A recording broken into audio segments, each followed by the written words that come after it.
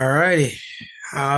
For today's group, we decided to go with our research project based off of scheduling and resource coordination issues within event management slash operations. So everybody will be speaking, and I'm Cameron.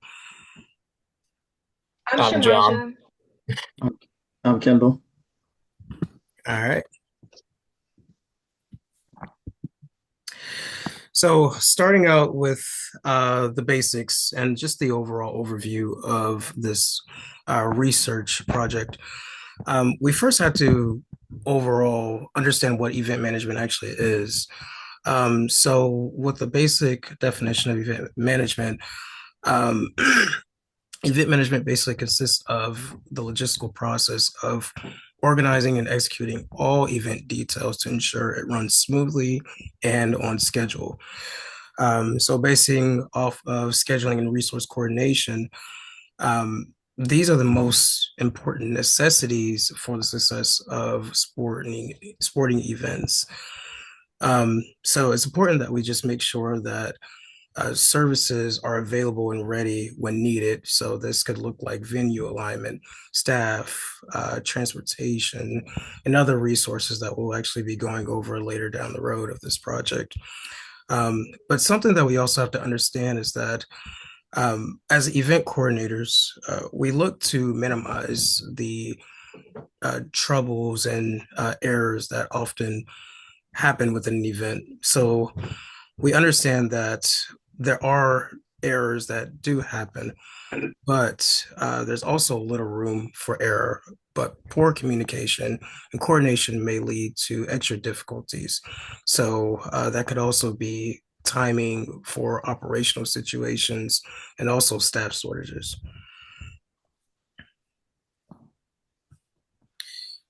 So, why scheduling and resource coordination actually matters? First, starting out with financial stability and cost control. Financial stability and cost control. Poor scheduling within this segment and weak resource coordination oftentimes lead to extra labor costs, duplication of services, and delayed shipments. With efficiency within operations, synchronization, coordination is very much key within the sport industry. Certain things like venues, transportation systems, security, vendors, media participation, or participants all have to be aligned accordingly and to the standards that the organization needs it to be. Um, with risk management and safety, crowd control, staff coordination, communication between agencies are all very much important for the experience of the sporting event. Adaptability, renegotiation of venue contracts, rescheduling due to inclement weather, and public health adjustments are very much important as well. And then long-term sustainability, such as cost recovery, resource efficiency, and overall minimized waste for local residents is also important.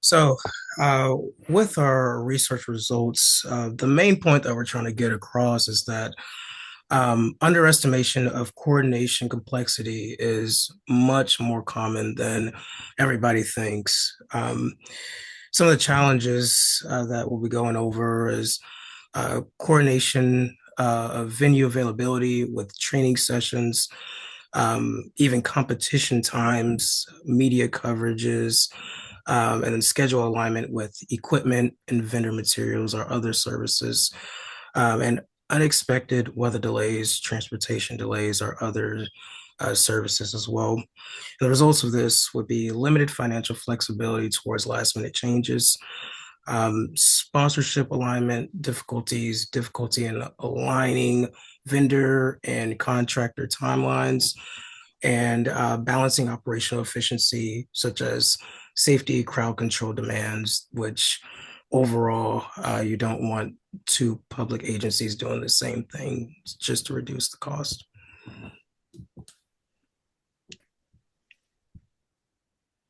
So some of the administrative challenges, with scheduling and it does drive everything. Scheduling is often treated as just a calendar task. The research shows that it is the backbone of effective event management. Parent even explains that scheduling determines, our manpower, our staffing, volunteer coordination, the venue setup, traffic coordination, and other behind the scene actions that we as, attendees don't normally see. Hoyle even goes a little further, reinforcing that it connects directly to the stakeholder management and operational control. We also need to take a look at, those mega events that show how transportation, team arrivals, facility access, how that can, make complex, it can be somewhat complex when coordinating around, certain events. So the biggest issue, especially with administrative, is not just setting dates and hoping that it works. It's more about coordinating and that interconnectability with systems, which truly leave, like Cameron said early, that little margin for error. Once we understand scheduling as coordination, the real question becomes like, where does it break down? And we can go to the next slide. So those breakdowns don't usually happen because people are just being careless all the time. They usually happen because departments are operating on their own and not speaking freely and passing information between, different agencies. You have to look at scheduling conflicts that may stem from competition over shared resources, such as, chairs, manpower, environmental resources. You have to look at things like that. Um, Even further, when people are, in that isolation mode during scheduling, they don't consider others in their process, and it creates a strain on the staffing and the venue flow. Ravidi adds that, especially with like major events like the Super Bowl, NBA Finals, Major League World Series, those logistics like airport transfer, stadium access, it adds that risk that that comes with those type of events. But when operation, security, facilities, and all the individual stakeholders, especially broadcasting, are not aligned early, scheduling becomes more reactive instead of a proactive type of strategy. And when that happens, the consequences extend beyond, just a basic inconvenience. Go to the next slide. So a perfectly built schedule, it's definitely going to have its disruptors, external forces.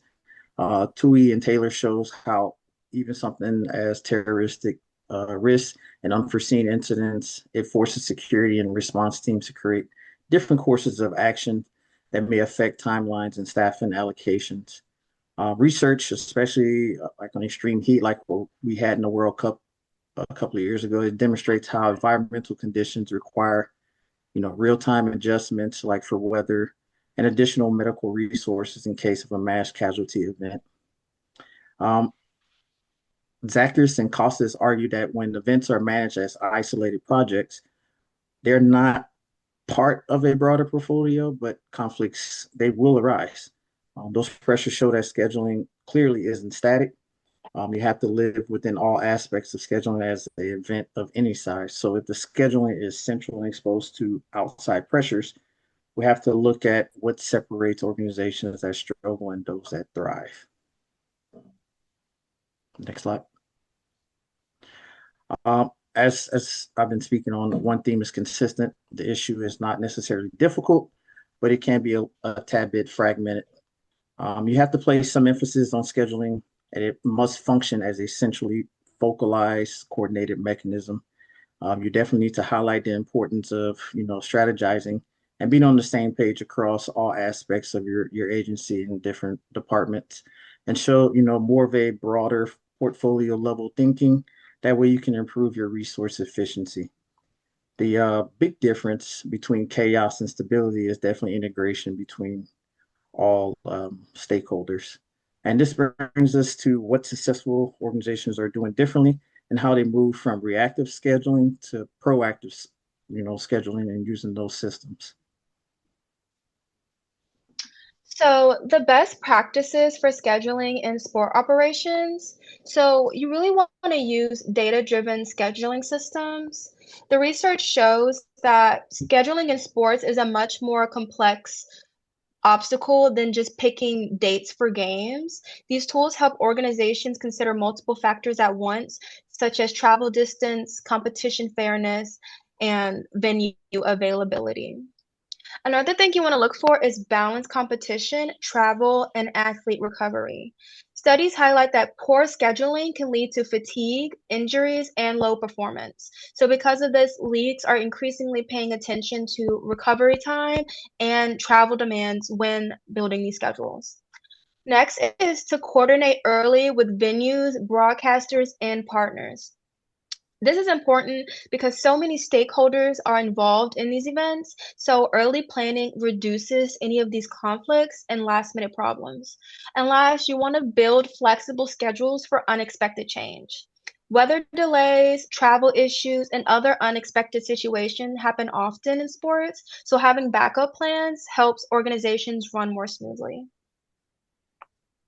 Next, we have using technology and logistics to improve event coordination. So, decision support systems improve planning. These systems allow leagues to simulate different schedules and evaluate the impact before finalizing them. Data helps leagues evaluate different schedule options. For example, organizations can test how travel distance, rest periods, and broadcast timing affects teams. This makes the scheduling process more strategic instead of relying on a manual planning. Logistics planning connects teams, venues, and transportation. If these prices are not aligned, scheduling problems quickly appear. So it is important that colleagues highlight that sports events involve coordination, transportation, venue, equipment, and staff and athletes. And overall, technology reduces operational conflicts. By using technology, it helps organizations reduce conflicts between these moving parts. It also allows leagues and event managers to make faster adjustments when something unexpected happens. Here are some key takeaways for sport organizations. They want to integrate scheduling software and analytics. Overall, the research suggests that scheduling should be treated as a strategic management function rather than just an operational task. Modern sport organizations are starting to integrate analytics and scheduling software to further improve their decision making. Teams should prioritize athlete welfare in scheduling decisions. When leagues design schedules with appropriate rest and travel consideration, it not only improves both player performance, but also the quality of the competition. You also want to improve communication across stakeholders. Event managers, teams, leagues, broadcasters, and venue operators all have different needs, so it's important that coordination between them is essential and efficient. Lastly, you want to treat scheduling as a strategic management process. When organizations apply these best practices, they can reduce scheduling conflicts, operate events more efficiently, and create a better experience for athletes, staff, and fans. Yeah, so I'm going to start off by telling you guys about a historical example of issues in event management with scheduling and resource coordination. So this is Super Bowl 45 that was held in AT&T Stadium in Arlington, Texas. There were over 100,000 attendees, and for the preparation of this big event, they were doing renovations to the stadium, so there would be large temporary seating installations. However, the issues that they ran into for this event was that there were lots of construction delays, which led to these temporary seatings being unfinished by the time the big game started. Along with that, there was some staff misalignment. There were ushers, supervisors, and other staff members in the building that were unprepared for this big event. And there was kind of a lack of contingency planning for this big game. They didn't really have a backup plan in terms of what happens if they don't get these seats installed in time for the game. And this just led to communication gaps. Because of this, there was departments all throughout the stadium that were working the event that were just not on the same page, and then they weren't able to kind of adhere to all the mistakes that ended up happening in terms of getting the venue properly ready for this big event. The impact that this had, there were about 1,200 fans that were left without usable seats in the stadium. And for a game as big as the Super Bowl, this is a very big issue. This led to ticket refunds and having to compensate fans. And while that's a very big issue in itself, fans not being able to attend the game, especially when they've paid for a large amount of money for tickets, I think the worst part is kind of the negative media coverage that happens with an event as big as the Super Bowl. You want to make sure that you're crossing all your X's and dotting all your I's. If any bad issues happen, especially with an event this big, it can lead to very severe reputational damage. And when there's so many eyes on your event, you guys just got to make sure that everyone in every department is properly prepared, and that you have contingency plans for in case things go wrong and all that stuff. So now I'm going to be talking about a more recent issue that came up in terms of scheduling and resource coordination. This was during the 2026 Winter Olympics, which just wrapped up a few days ago. This was towards the beginning of the Olympics. There were big weather delays and schedule changes to some of the freestyle skiing events. While weather is one of those circumstances where it might not be very controllable, like I harped on in the last slide, you got to have proper contingency planning in case things like these do arise. You never know when a major disaster or weather event can happen. So you got to make sure that you are prepared to combat that issue. Because of this, organizers had to reschedule competitions on very short notice. This was to preserve athlete safety and just maintain integrity of the timetable. The operational impact that this had was, like I said, there was a rapid adjustment of the times, and there's a big reallocation of staff, volunteers, and equipment. When weather delays happen, you have to kind of shift all the personnel that was supposed to be working towards those events to completely different locations, and that kind of just caused an issue because they weren't properly prepared for that. And there were just lots of communication challenges in general. When these sudden delays happen because of weather, there's a lot of last minute changes, and a lot of staff was just confused, which just led to overall miscommunication issues throughout the event. So some key considerations to avoid these type of issues occurring. The first one would be staffing. You want to make sure that you have proper staff that are, scheduled for your event.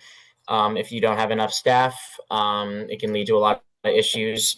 And that kind of goes back to, proper projecting. Like, you need to know how many people are going to be attending your event and how much staff is necessary to work that event, so you don't run into any understaffing issues.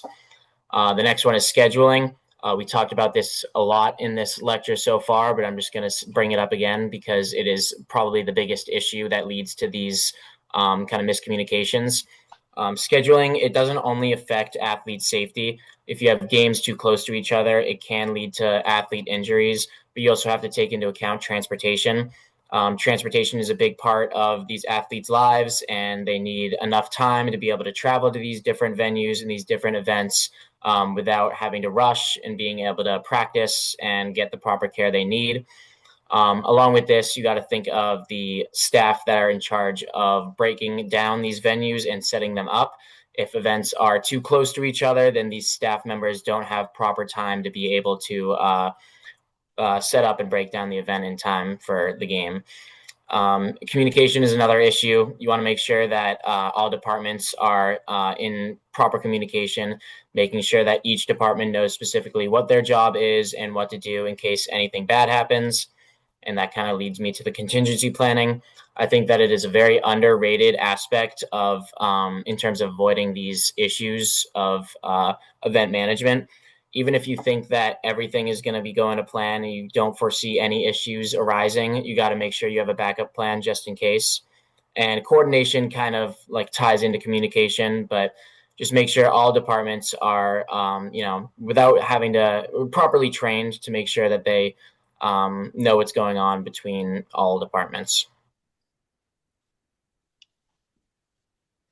So all in all, scheduling and resource coordination is very important. It just kind of goes to show that small mistakes can severely impact these big events. If even the tiniest thing goes wrong, it can disrupt the flow of an entire event, no matter how small or no matter how big. You must be able to operate efficiently in all these areas to succeed in proper event management. Like we've said throughout the whole lecture, scheduling or event management isn't just scheduling dates and times. It's a lot more complex than that, and it can be hard to execute at times. But that just goes back to proper planning, projecting, and all that stuff. So yeah, constant communication and coordination is essential. Like I mentioned a few times in my slides. Everyone needs to be in line, and everyone needs to make sure that they are on the same page when you're running events, even if it's a small game like a high school game, even if it's a Super Bowl. Like no matter how big, no matter how small, everyone involved needs to be properly prepared for anything that's going on. And then this is a slide of all our references. So thank you guys, and that's it. Thank you.